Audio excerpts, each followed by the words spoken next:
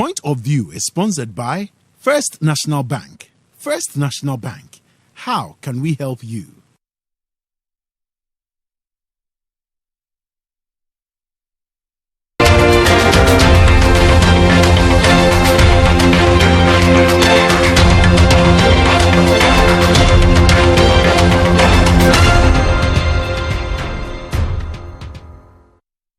Welcome to The Point of View. This is your favorite current affairs show on television. Here on The Point of View, we usually get the right guests, ask them relevant questions on issues that matter to you. But every now and again, we deal with very controversial issues and express opinions, albeit informed on them. Tonight is one of such nights where we will be delving into a very controversial issue. It's the vexed issue of the refusal of one of Ghana's premier schools, Achimota School, to admit two students who were placed there by the computerized school placement process. In fact, they were admitted but have not yet been enrolled to start schooling because of their hairstyle or their hairdo. Tonight, we'll tell you what we think about this matter. The Point of View is brought to us by First National Bank. First National Bank, how can we help you?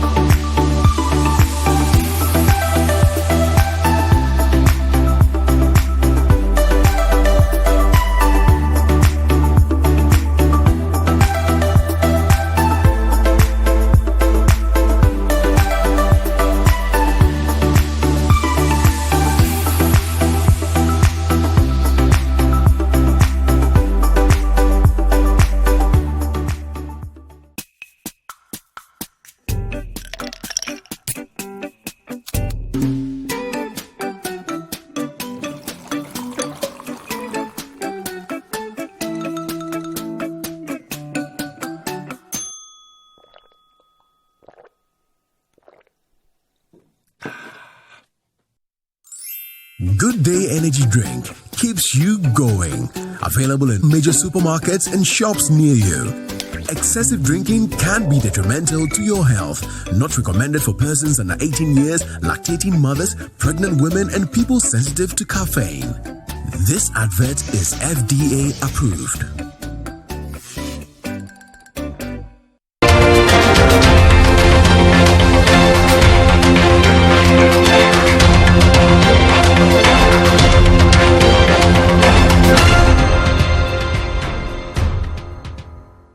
Welcome back to The Point of View. So this show tonight is very controversial because, of course, we know that the topic itself has attracted a lot of attention. So feel free to send us your thoughts on the WhatsApp number on the screen. If you're watching on social media, let's hear from you. Let's keep it decent. Let's keep the arguments coming in, and let's do it all for Ghana.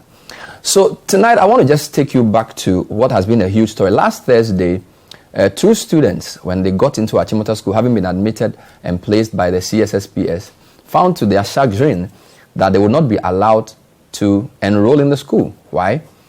Because they had a certain hairdo or a hairstyle which is referred to as dreadlocks or locks or Rasta. Now, according to the students, authorities of the school said that they should either go home for their parents to cut their hair so they come back to school, or find another school for their children. That's what they said to the parents. Now, the CSSPS had placed the students there. They are Tyrone Magai and Ohiniba Nkrabia. And the two of them, I'll show you who they are. One is 17, the other is, I think, 15. They are products of different schools. And they gained admission, incidentally, to be day students of Achimota School. Now, we're going to deal with this from three angles. We're going to start with what the Achimota PTA has been saying about this, because the school authorities did not issue a letter saying they would not enroll the students. In fact, the parents asked for this, but this was not done. But they simply told the students, go and cut your hair and come back. Now, we'll walk you through what the PTA has said. Then we'll also look at what other people have said. Nagrat, Angel Kabonu and co have also been speaking on this matter. It's become a huge controversial issue. And then we'll deal also with some historical things, because we feel that we cannot discuss this issue purely from the point of view of what is happening today or just from a legal perspective. We also need to understand one of the reasons why this is a big story is because of the school. Achimota is one of Ghana's best schools. In fact, apart from Fura Bay in Sierra Leone and possibly Infantine School, one of the first schools built in West Africa, established on very powerful ideals with some very, very prominent alumni, many of whom have occupied important positions in Ghana. So yes, we'll deal with what's happening with the two students, the issue of hairdo, religion, or whatever it is. We'll deal with the legalities as well. But we'll also talk about Achimota School, because this is a huge, huge institution. So let's start with what the PTA has said. So initially, when the news broke that the two students would not be admitted, the Ghana Education Service had gave an interview to the Daily Graphic, and they suggested that they were directing Achimota to admit them. Well, it turns out that that wasn't really the case, because there was a meeting that was held a couple of days after, and in that meeting, from the report we had, it was like the GS asked the two people to speak, and after that the school said will not compromise, parents said will not compromise, end of discussion. So that directive was not adhered to. In fact, the head of the old boys of Achimota, Professor Ernestaite, then wrote a letter saying that the directive by the GS to the school was illegal. It was not the right procedure, that GS cannot direct schools to admit people. Then, of course, Nagrat jumps in and says, how can GS direct a school to admit somebody? So this is the background, and some of the stories I'm showing you on the screen will depict this. So it's been controversial already, but I think the first major issue was the PTA statement, because this is officially signed, right? So we'll deal with that first. PTA statement signed by Dr. Andre Kwesikuma, and I'm going to run through the statement, and the statement is very serious. I'm going to read it. It says, the Achimota School PTA executive unreservedly and unequivocally support the school's decision to enforce its rules with respect to the admission of 3 students with dreadlock hairstyles. Well, we know of 2. He mentions 3. According to the school's revised rules and regulations, August 2020, so this is a very recent rules, Section H, General Appearance, Item 3 states, quote, students must keep their hair, and watch out for these 3 words, low, simple, and natural. Low, simple, and natural. Emphasis mine. And then in brackets, students' hair should not go through any chemical process. The scalp must not show. They don't want to see Santo. Then they go on.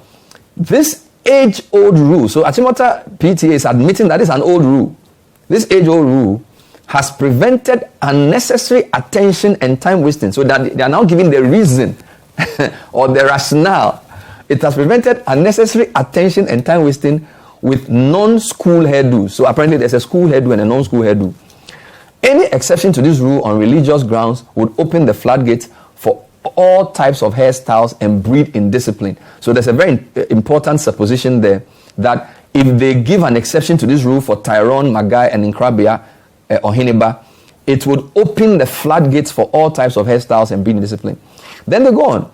Furthermore, we believe that Article 14(1)(e) of the 92 Constitution, which states, quote, every person shall be entitled to his personal liberty, and no person shall be deprived of his personal liberty except in the following cases, and in accordance with procedure permitted by law. Now, in the E, they are saying that you give up your personal liberty for the purpose of the education or welfare of a person who has not attained the age of 18 years. And this, they believe, gives the school the right to set the rules in furtherance of education. We therefore stand with the headmistress and welcome into our fold parents who are ready to abide by the rules and regulations of Achimota School, signed by the head of the PTA of Achimota, Dr. Andre Kwesikuma. So there are lots of things we can deal with here. Before we come to legalities, now I thought this is very interesting that there are revised rules for 2020. is described as an age-old rule. So which means that Achimota wants to preserve some sort of history. Now, the other thing I find interesting in the statement is that the hair must be low, simple, and natural. Now, I thought if somebody's hair is a Rasta hair, that's natural, because Rasta hair, they don't touch their hair at all. So, must the person fulfill all the three, or can they fulfill only one? Because some could even argue that cutting your hair is unnatural, right? Because if I have not touched my hair since I was born as a Nazarite, what is more natural than that versus keeping it low and simple? And what does simple mean? Simple is very subjective, right? So I think that's very interesting, but that's not my main emphasis today. Now, the first thing I want to discuss is the issue of unnecessary attention and time wasting with non-school hairdos. I think that's very interesting. Unnecessary attention by who? The person who owns the hair or the person who is looking at the hair? That's the first question we should answer. So, are we saying that people whose hair is not low, simple, and natural caught unnecessary attention with long hair? So it's almost like if your hair is long, you are attracting attention, you are distracting us from learning. Is that a legitimate rule? Okay, then the issue has to do with time wasting. Now, do we know how long it takes to manage hair? Now, what I find interesting about the time wasting argument is what they call the non-school hairdos. Non-school hairdos. Because some could argue that, well, when this rule was put in place in the colonial times, probably they didn't have enough hair creams or combs or whatever to soften their hair or whatever. So maybe it was very difficult to manage non-school hairdos. In fact, there's a strong view that the insistence that people keep hair short is actually a colonial legacy. In fact, one of my friends has been making a strong argument that it's actually in the castle schools where they were educating Africans for the very first time. The colonialists particularly didn't want the Africans to have long hair. And so they cut the hair of the girls in particular to almost subjugate and reduce them. So there's a strong neo-colonial argument there. And I'm not going there, I'm just mentioning to you that there's a strong view that keeping hair low among blacks, so that there's a stereotype that, oh, black hair there is too hard, so let's cut it. Let's also make them look the same, because they are confusing us. In fact, there's a quote I saw that says, according to some of the colonialists, the hair of the Africans was confusing them, and that the African women hair was confusing some white men, and therefore they were supposed to cut their hair to distinguish them from the mulatto or mixed race women. That was one of the things that happened. So some people have said that this is a colonial thing that we should throw away, but I'm not going to deal with that throughout today. My first question to Achimota is that, will the issue of time wasting and attention seeking apply to day students? Because if I'm staying home with my kids and they come for classes at 8 o'clock and come back home at 3 p.m., they don't use classes hours to manage their hair. So will this rule apply just to boarders or day students? This is an important question, because for at least one of the boys, we noticed that they are day students. So Achimota PT has to answer that question. That is the issue of hair being low, simple, and natural applicable to day students as well?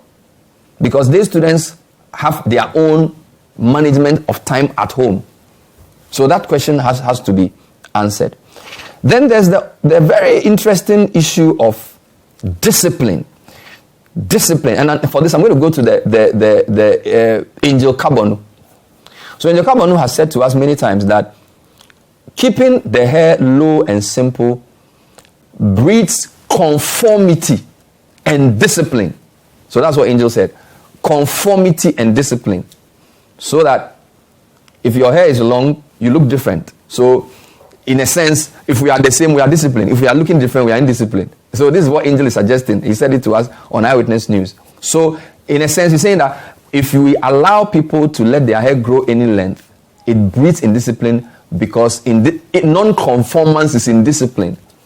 Now, I think that's interesting, because the modern day child, some teachers, like if you go to a school like TIS, they say we allow both girls and boys to grow their hair how long? Because to train an adolescent is not just passing exams. Managing your hair is part of your growth. And it doesn't just have to be cut to be managed. So in fact, we want them to be creative, we want them to be intelligent and confident. Having long hair does not necessarily make you indisciplined.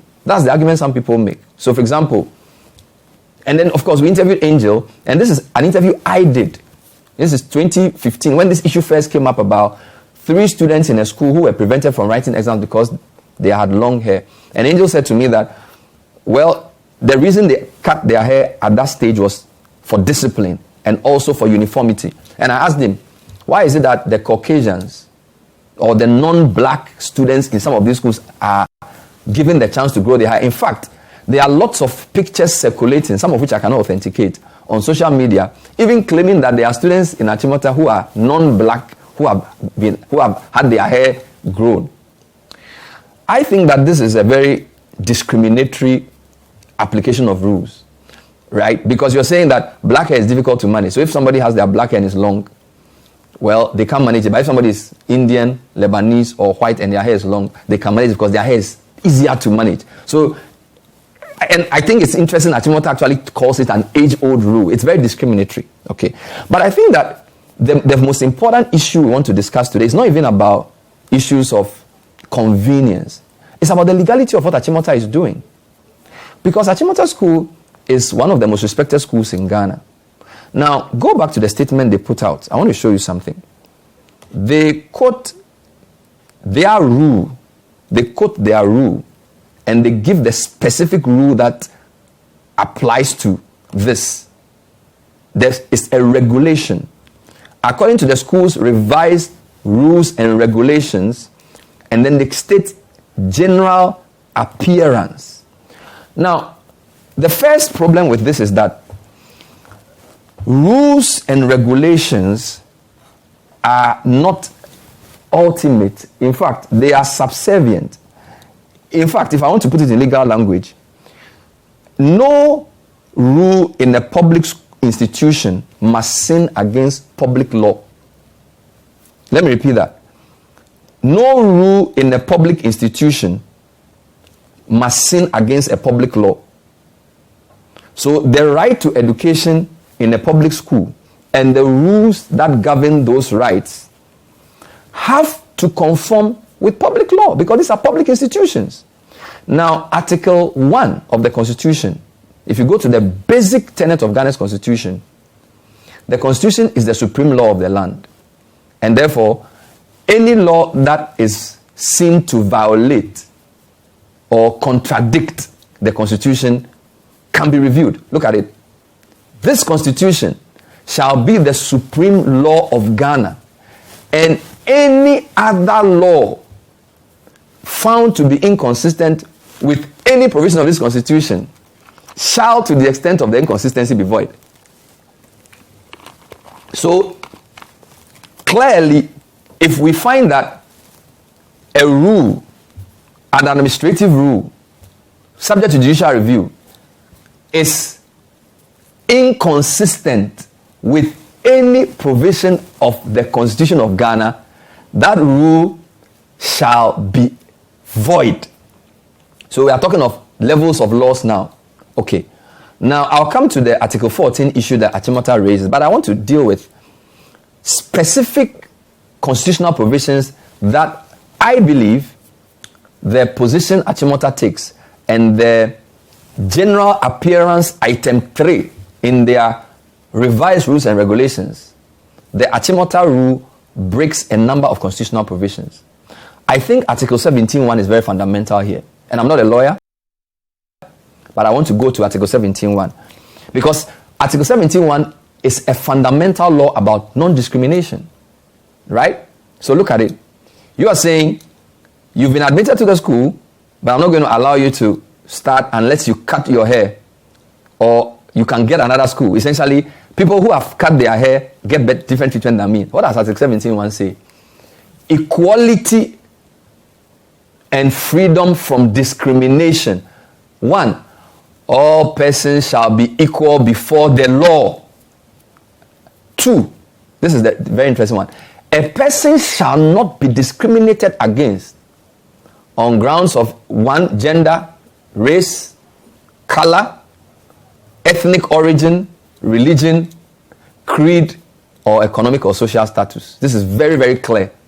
Now, in interviews we've had with the gentlemen involved they state very clearly that the hair that they have is part of their religion. So it's not just a preference. At least I've heard Tyrone on a sister station, I've heard him being interviewed a few times by our reporter. He says when he got to the age of 13, he decided to go with his father's religion.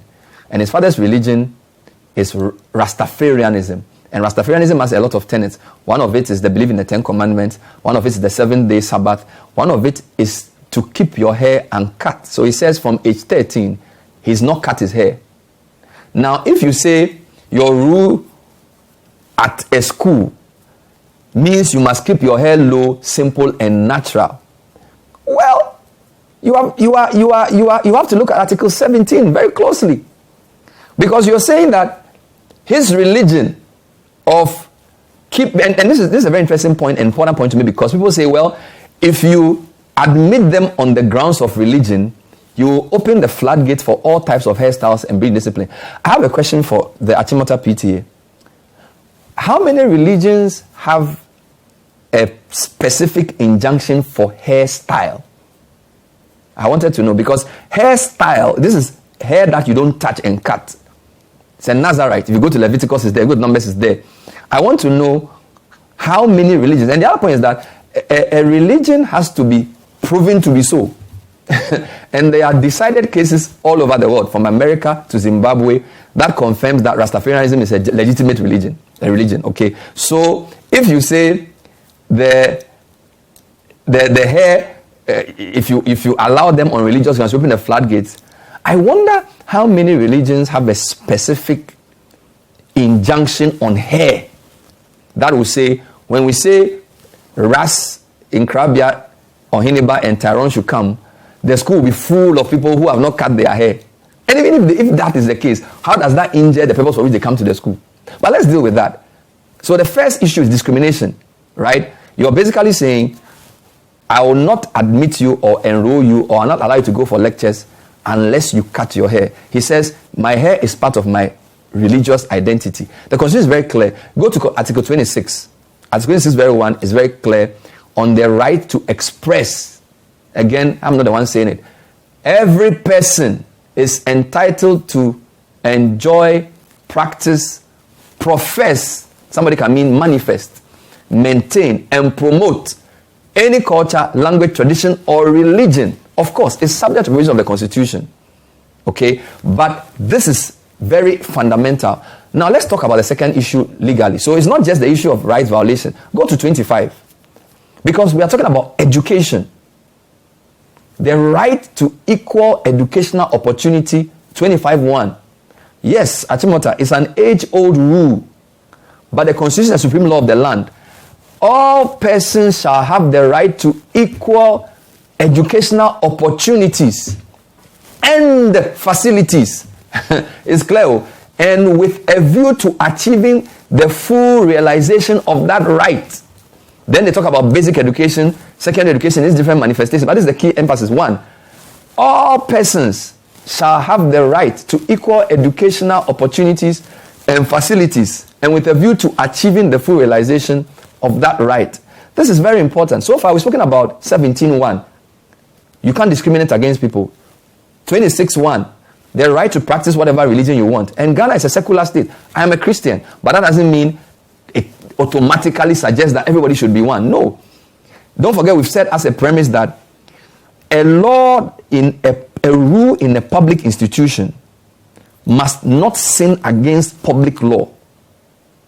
Our laws in education should not violate the Constitution. So far, we've spoken about discrimination. Now we're talking about the right to education. Now let's talk about the right to education for children. Go to 28. 28:4. I think this is the more serious one. Article 28. Article 28:4. I think that one. Let me read it here. I think that one is the most serious issue in this case, which the authorities have to look at. It says, no child shall be deprived by any other person of medical treatment, education, or any other social or economic benefit by reason only of religious or other beliefs. No child. So you can't say, well, my religion, we don't take medicine. If the child is below 18, they have a right to medical treatment. You can't say because of your religion, the child will not go to school. In the same way, you can't say because of the person's religion, you won't accept them in your school. If it's a public institution. So 28.4 is, I think, is a very serious one. We have to think about as institutions dealing with this matter. Now, this is so important that it's repeated almost word for word in the Bill of Children's Rights. And I'm going to read that to you shortly, because that is almost a verbatim repetition of what is stated in the article that I just read. So it tells you its importance. Now, this is the Section 8 of the Children's Act, 1998, at 560. The right to education and well-being. A person shall not deprive a child of access to education, immunization, adequate diet, clothing, shelter, medical attention, or any other thing required for the child's development. This is very clear. So this is two laws. We have the Children's Act of 1998 at 560 and the Constitution. So it appears to us, and we feel strongly, that the nicely quoted rule of Achimota School and possibly other schools violates the Constitution. This is not right. Now, I will come back to other issues because I've seen very many comments around, oh, there's a court case in Jamaica that says you cannot wear dreadlocks. In fact, we'll take you to 5 countries where this issue came up, and we'll show you how in each case the matter was decided. Then we will also talk about the issue of why, of all the schools in the world, to refuse these 2 gentlemen admission, Achimota should be the last, because of its founding ethos. And I'm very passionate about this because I think it's one of the most impressive institutions in Africa. And they have some of the most illustrious agri of Africa. I remember when PLO Lumumba came to Ghana and I was about to interview him, he says he wants to talk about, he wants to visit Achimota School because agri of Africa opened the door for education for the rest of the continent. I'll show you some of the things agri has said about education and about discrimination. And then Achimota itself has played a pivotal role in fighting injustice and unjust rules. I'll prove that to you as well. We'll take a short break. This is the point of view. This is our editorial. We're telling you why we think that Achimota School and other schools that may be thinking of refusing children who have Rastafarian or Rasta hairdo, we are urging them strongly to reconsider their decision. We've given them some legal arguments. We are not lawyers, giving them some legal arguments. We'll come back and give you some comparative cases globally. We'll also give you some historical reasons why we believe this is not the way to go. Stay with us. We'll be right back.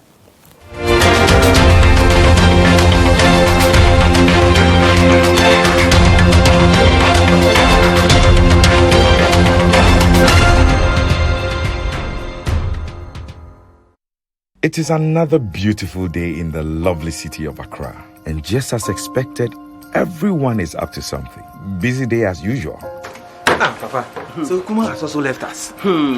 Oh, others are getting ready for school. Guys, we are late. Hurry up. We're coming.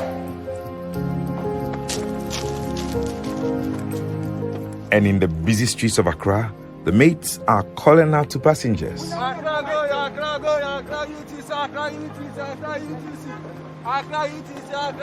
Whatever you have planned for today, don't leave home without your nose mask. Wearing a mask at all times will protect you from the coronavirus. And even after vaccination, continue to wear a mask and follow all existing protocols. Ghana needs you. Let's do the right thing. Wear your mask. This message is brought to you by the Ministry of Health, the Ministry of Information, the Ghana Health Service, and our donor partners. Bonsoir, monsieur. Madame. Et voilà. Babe, what is this? This is the escargot. And the foie gras. Oui. Where did she go? You pa one kasa who say oba say your pay fear eh? It's been long since you ever felt like this. Welcome to the best in Ghanaian entertainment on Aquaba Magic. Efie. Welcome home to Aquaba Magic on DSTV channel 150. It's your moment. DSTV. You've done the hard work, the analysis, the selection. It's all going according to plan. Until City misses sitter, and you miss your multi-bet by one. Miss your multi-bet by one, and we will return up to 20 times your stake. We've got your back, even when City don't. This advertisement has been vetted and approved by the Gaming Commission of Ghana. Bet responsibly, not for persons below 18 years.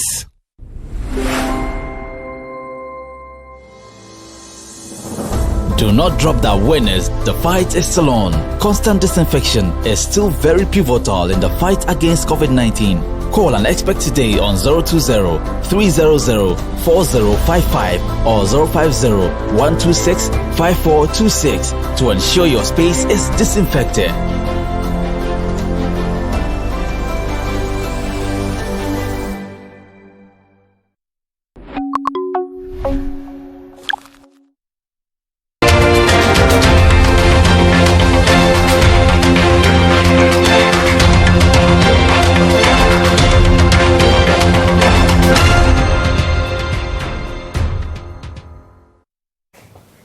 Welcome back to The Point of View. It's an editorial special. In fact, I call it from Agri, Amu, Angel, and Achimota. Those are the four characters I'm looking at.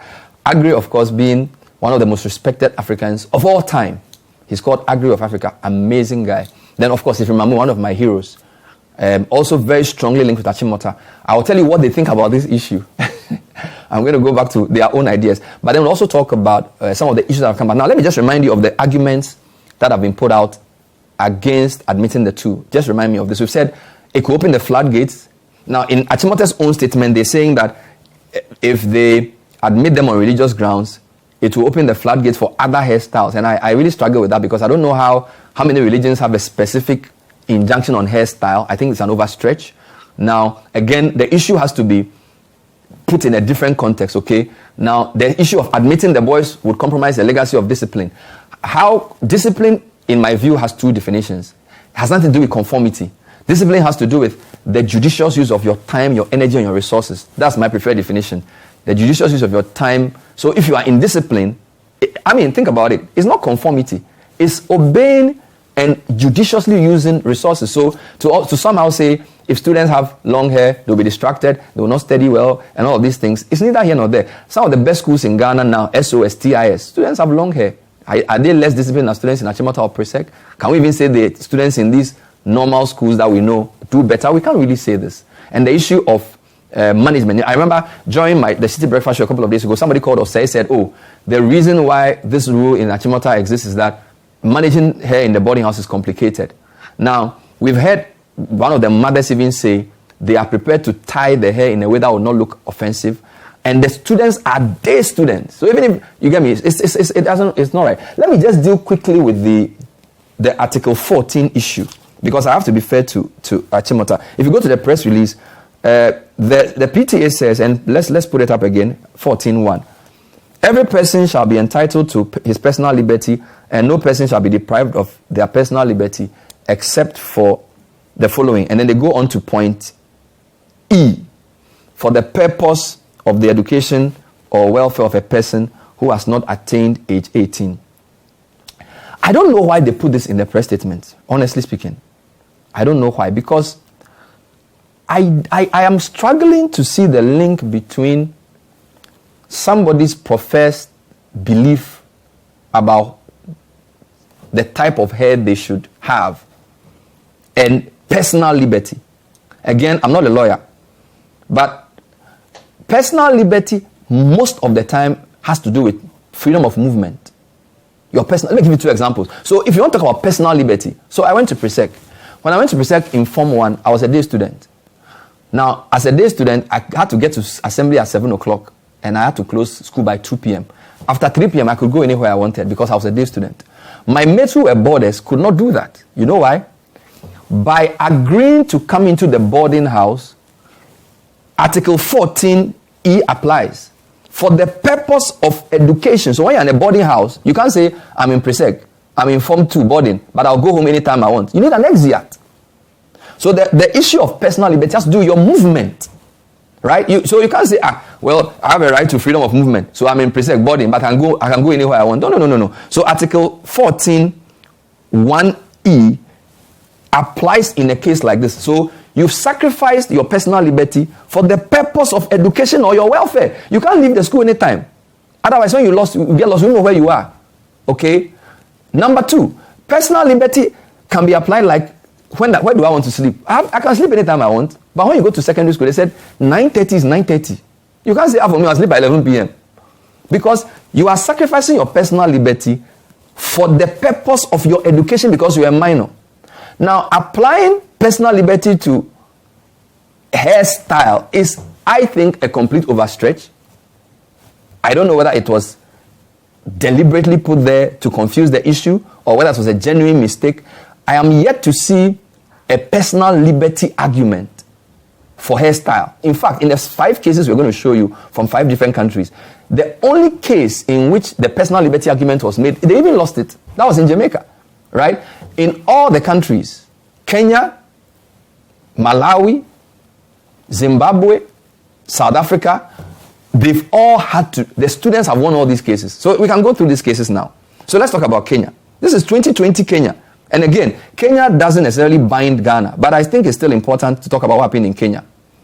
Now, in the year 2020, a man brought an issue because his daughter, who had been admitted into a school in Kenya, was asked to go home and cut her hair. She was a 15-year-old girl, Form 1 student.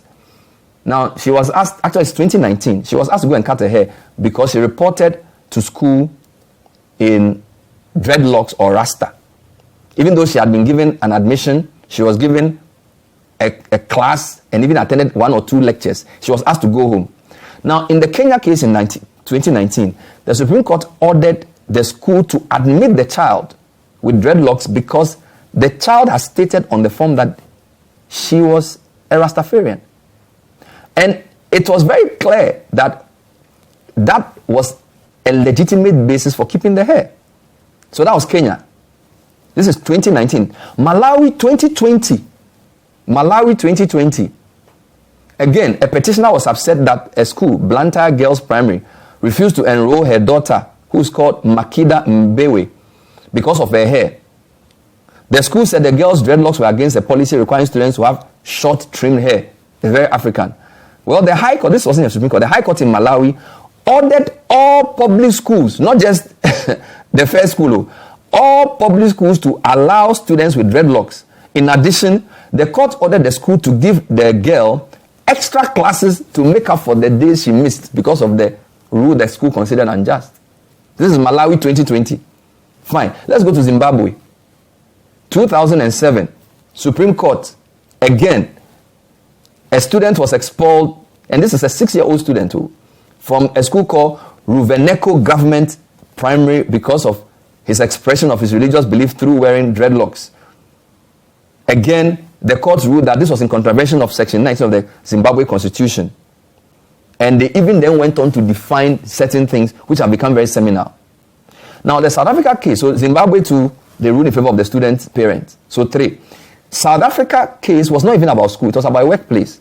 So some people were employed in a company and they basically said the company didn't allow dreadlocks because it goes against the corporate identity and the dress code of the company.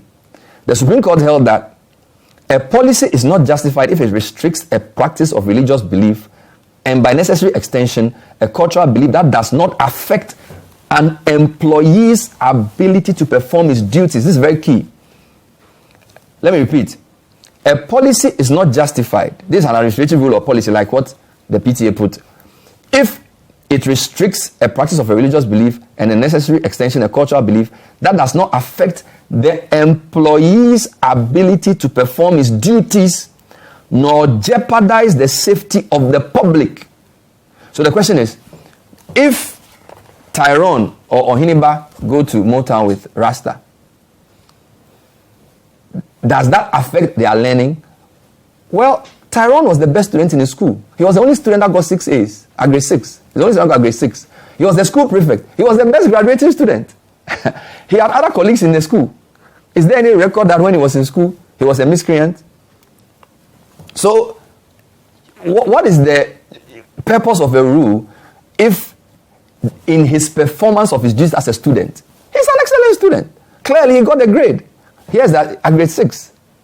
Day student. Citation for being best student. There you have it.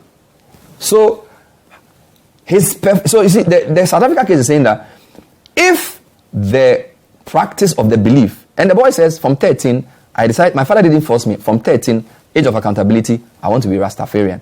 I don't want to cut my hair. I go at grade 6. I can compete in Achimota. I can be the very good student. You say, well, you don't like the hairstyle. Would it affect other students? So are you saying that if you have dreadlocks or Rasta in the class, other students will not concentrate and therefore he should stay home because of that? I don't think that's fair. So I think they need to strengthen the arguments. Achimota needs to strengthen the arguments.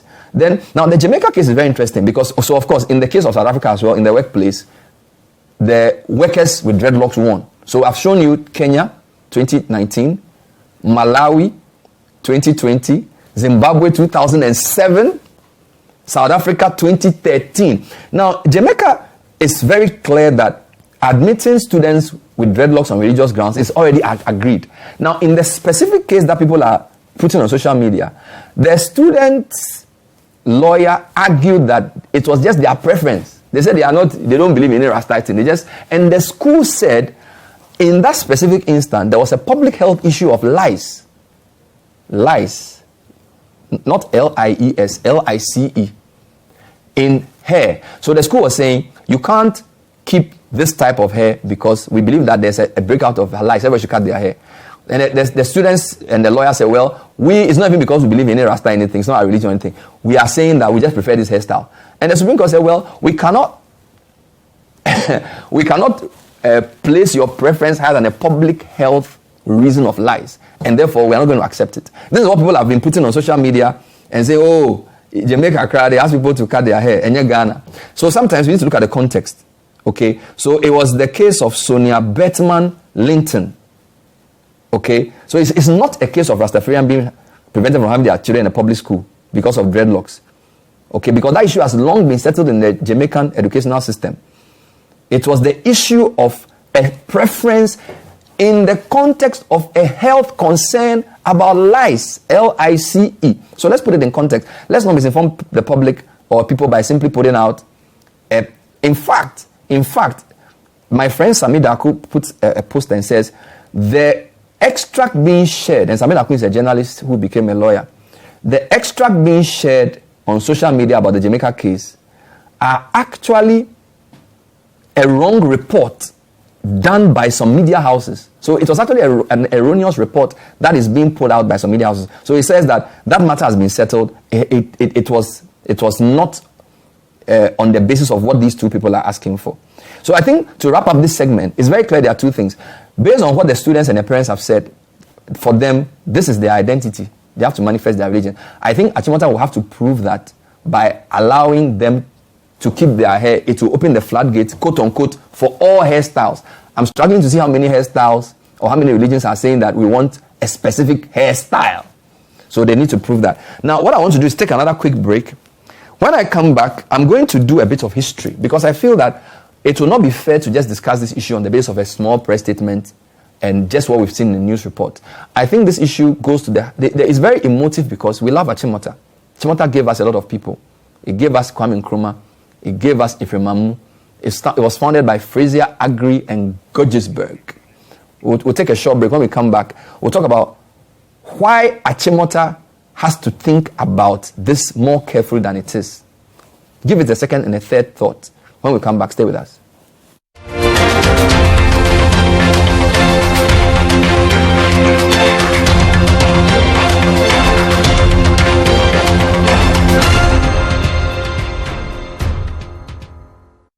It's It is another beautiful day in the lovely city of Accra. And just as expected, everyone is up to something.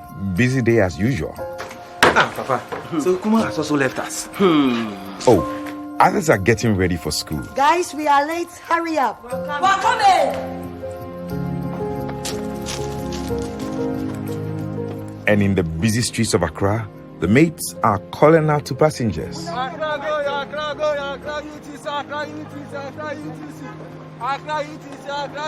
Whatever you have planned for today, don't leave home without your nose mask. Wearing a mask at all times will protect you from the coronavirus. And even after vaccination, continue to wear a mask and follow all existing protocols. Ghana needs you. Let's do the right thing. Wear your mask. This message is brought to you by the Ministry of Health, the Ministry of Information, the Ghana Health Service, and our donor partners. Life can get a little pricey out there. The passing pleasure of a restaurant meal, or those sports magazines you never really finish. But what if that lasted a lot longer? Well, with GoTV it can. Because with a whole range of different package options to choose from, you can get a whole month's worth of moments for both you and your family at a price you can afford. This is gonna be great. GoTV, love it.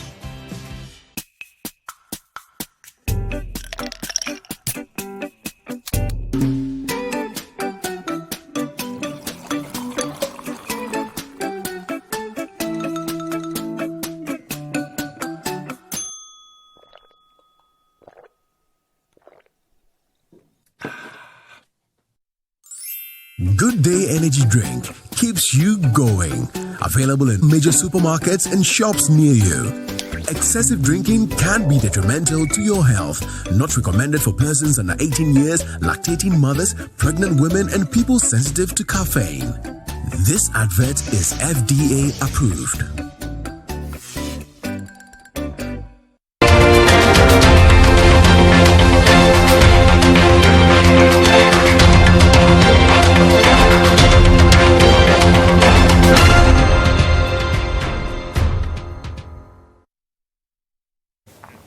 Welcome back to The Point of View. Today's an editorial, and it's on the issue of the admission of students with dreadlocks or locks in secondary schools. I call it the Amu Agri Angel Achimota version, Angel Kabonu. As I said, Angel's statement was 2015, although he said some things. Some of the things Angel has said I feel are not very good. For example, he is quoted to have said that Rastafarians should set up their own school. A person who runs a public institution or who is head of an institution like Nagra shouldn't be speaking like this. And Angel, I know you very well. We were both in Medina Queen of Peace Catholic Church. I don't think the Pope will be very happy with the statement you've made. So I think you should withdraw it. Saying that our friends have their own schools is not inclusive, and it doesn't. This is not how people who speak in public should address sensitive issues like this. I know you feel that the school is being unfairly pushed around by the GES, and therefore Nagrat has to respond. But to say Rastafarians should set up their own schools in Ghana is completely offside. And I know you'll do the honorable thing. You call my radio show tomorrow and you will retract that, because I know you won't say things like this normally. Let's deal with Achimota. Now, Achimota was founded in 1927, officially opened, but started in 1924 as one of the most powerful institutions of education. Now, the man Agri, I'm going to give you 4 or 5 quotes of Agri. Listen to what Agri says. Agri is one of the most erudite Africans in the early 20th century. Schooled abroad, came back home to help. A fantastic brain. Agri makes statements about education, about discrimination, about inclusion. Look at the first one Agri said when he was asked about his views about education. In fact, the crest of Achimota School, the black and white, came out of this. All right? Now he says education in the Gold Coast is not simply learning or training the mind and morals. Okay? No, it says on the type of education needed in the Gold Coast, I do not mean simply learning. I mean the training of the mind in morals and in hand that helps to make one socially efficient. So it's head, heart, and hand. He came with that first. Okay? Then he said, we can't only educate men, because there was an issue of, if we put women in school, it's a waste of time. Then he made the famous statement, if you educate a man, you educate an individual. If you educate a woman, you educate a family. Because They were saying, let's make it. In fact, one of the reasons why Achimota is proudly co-educational is that before Achimota, infantilism was just for boys.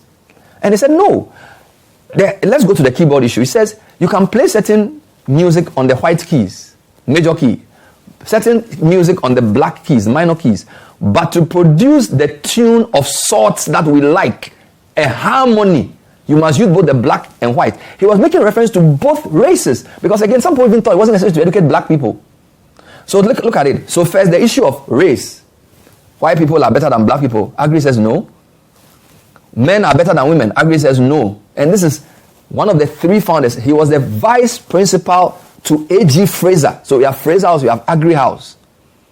Amazing man. Truly admired. Then he says true cooperation involves a certain measure of equality, of opportunity, if not of actual political status. It means that each side has something to contribute, something more than brain on one side and brawn on the other side. There was a massive stereotype that we black people, we only have brawn, we don't have brain. He says, no, that's not correct.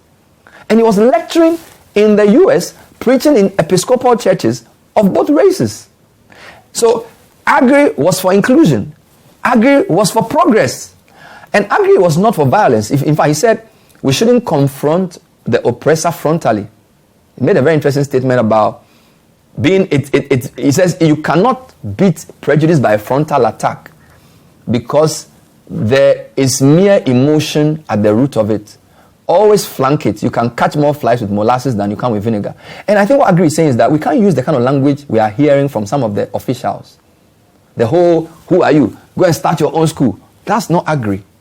He says, keep your temper and smile. That's what Jesus meant when he told you to turn the other cheek. So Agri was for, he was a deep thinker. In fact, I don't have time, but I'm talking about how Agri went to for Furabe to give a speech. Everybody was thinking Achimota is an upstart. They want to compete with Furabe's position. And Agri was just incredible in talking about Furabe coming to support Achimota. Achimota not coming to boast, but to confess the role that Furabe played in his setup. Now look at this. So this is the man who started Achimota School. Tolerant, inclusive, listens to other views, non-violence. Now something interesting happened. After Agri had died, another great Ghanaian had been educated at Presbyterian Training College in Ebitifi from Peki, Avetile, started teaching at Presbyterian Training College at Abetifi. Now, his name is Ephraim Mamu. Ephraim Mamu had two controversies about him. The first issue with Ephraim Mamu was that he insisted on wearing cloth to preach in a church. And trust me, in 1933, that was a sin. You can't wear cloth, you can't wear ahinima to preach. Now, the church and the school wrote a letter to him. I'm going to show you the letter they wrote to Ephraim Mamu in 1933. They said, you want to wear cloth to preach and you want to play drums in our church. We can't allow cloth in the church in preaching. We can't allow that. Neither can we allow you to play any drum. So let me read the letter they wrote to him. It's a very short letter. This letter was written from the Gold Coast Presbyterian Church Synod Clerk's Office, 20th October 1933. It says, accept my sincere thanks for your kind letter. This is a letter from Dr. E. Akwa to a group of people who were running the Presbyterian Training College. I beg to say that Mr. Ephraim Amu cannot continue in our training college in the next year because of the following reasons. 1. Mr. Amu attempted to introduce the fashion of preaching in the native garment or cloth or frontuma or pulpit, which practice offends majority of educated and non-educated community. So the fact that something is an affront to a norm among so-called elite doesn't make it wrong. Okay, so if somebody has long hair and is sitting in a class, doesn't mean that he's less of a serious person than somebody with short hair. Now, he was approached politely by the church through the ex-synod clerk, the present moderator, and one of two eminent persons to stop the practice, but he would not hear them. Several other people spoke with him, but it was to no avail. He was therefore forbidden to preach if he would not preach in European dress, which he uses when attending school he agreed not to preach. So Ephraim Amu said, if you will not allow me to preach in the African way, I won't preach. Second sin, still in the same letter, Mr. Amu has brought into the college different sorts of drums, horns, etc., beating the drum and teaching some people how to beat the drums and how to dance. The synod committee, finding the results detrimental to the church, ordered him to remove the drums from the college, but defied the authority of the synod committee and continued the practice almost a year, playing drum in a church. He was informed that if he would not obey the orders of the synod committee, he will be transferred at the end of the year, but he disregarded the warning and has made our synod, held on the 13th October, understand that he will not give up beating of drums and will continue till the end of the year and leave the training college. Ephraim Amu, the synod committee considered this behavior as actual stubbornness and will decide on his transfer to the Ever Presbyterian. Oh, in this next meeting in November. So the Presbyterian church sacked him to EP. They sacked him to EP Church. We regret the necessity of his removal because of the good work he has done, but this behavior is unbearable. We have been very patient with him, but he is self-willed and obdurate. With kindest regards, your brother in Christ, D. Aqua. I'm taking this from my friend Philip Lai's book, Ephraim Amu, Nationalist Poet and Theologian. So, Presbyterian Training College threw out Ephraim Amu because in 1933, it was indecent to wear our cloth to preach at a pulpit. And we couldn't play our drum. We should only play the white man's organ. So they threw him out of the school. I don't have time to read from Amu's letter. But something interesting happened. So they threw him out of the school 20th October 1933. 1st January 1934, Ephraim Amu gets a telegraph from, guess who? A.G. Fraser. Who is A.G. Fraser? A.G. Fraser is the first headmaster of Achimota School. He was a Scottish man. Reverend A.G. Fraser, Fraser House. His assistant, of course, number 2, is called the man whose voice who's a picture I showed you, Agri. A.G. Fraser offers Ephraim Amu an appointment at Achimota School to come and continue and teach students the things the Presby Training College sacked him for doing. So on 1st January 1934, Ephraim Amu writes a letter to the Synod Committee. Pastor and beloved masters, I wish to let you know that they have called me to the big school in Achimota, and I have been given work as a teacher from the beginning of this year. I also agreed to receive the work, and therefore I'm going to start work this month. I thank you for your sympathies. Your son, Ephraim Amu, sent through Osofo R.S. Kwame, Synod Clerk, to the Synod Committee. So, the Presbyterian Training College sacked him for wearing cloth to preach and for playing the drum. Achimota School, Living Water to a Thirsty Land says, we want you to come. We need your far-sightedness. We like your innovation. We think you are a brilliant musical mind. Come and impact. In fact, Adolphus Texan has a very interesting write-up on Achimota School in Ephraim Amu. Adolphus Texan says that some of the traditions in Achimota School today were introduced by Ephraim Amu. In one of it, he says, not only was Amu an excellent teacher and a perfect role model, he also played a significant role in research into musical tradition and culture in Ghana. He encouraged a number of innovative ideas into the educational system in Ghana. For example, at Achimota School, he reaffirmed the wearing of native attire on Sundays during evening church service, at a time when mission schools were enforcing European-style attire for all occasions. He himself always dresses in native attire even today. 2. Participation by all students and staff in Achimota in what became known as tribal music and dancing at Achimota School was also introduced by Ephraim Amu. Achimota soon became a model of excellence for other schools. It had acquired an image of the African personality, leading the way to a cultural emancipation even before the era of independence, a tradition made possible for the entire country to follow.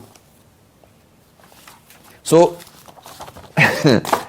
PT, Professor Aite and Co, please, I want you to reflect on Fraser and Agri and ask yourself, if A.G. Fraser and Agri were in Ghana today, and they were the principal of Achimota School, and Tyrone and Ohiniba came, what would they say? Headmistress, think about what these founding fathers would have done in a situation like this. Think about it. I'm not here to attack you. I'm just saying, think about the illustrious role Achimota has played as a trailblazer and innovator in education. In fact, Legon University and Tech University came out of Achimota School. I'm telling you. A man was sacked for breaking some rule. Your school admitted him and said he was an innovator. And therefore, the rest of us copied you. 88 years later, 2 young men, brilliant student, best student in his school. He says, I believe in this as my identity, my religion. You say no. You won't take him because it breaks discipline. Well, if you mention the top 10 people who ever went to Achimota, Iframamu will be among the top 5. He was described as obdurate by the Presbyterian Training College in Abetifi. I think we should not be at the wrong side of history. I think we should not be. I think we should let cool heads prevail. Have a conversation among yourselves. Reflect on the words of your song, your school song. Your school song. And also the very beautiful words of Iframamu. I'm going to end with that song. I call it the unofficial national anthem. Yenara Yasasini. We cannot let legacies of colonialism and what people have used to subjugate us from the early 18th to 19th century, 20th century, continue to prevail in one of the leading lights in the country. So let's listen to it. In fact, let's sing it together.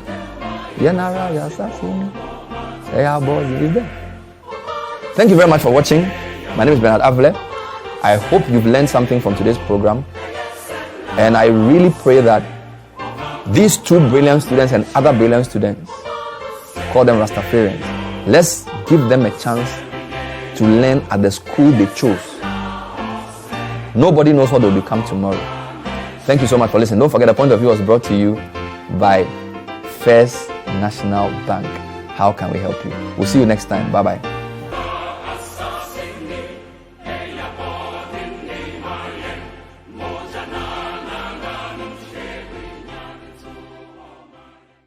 Point of View is sponsored by First National Bank. First National Bank. How can we help you?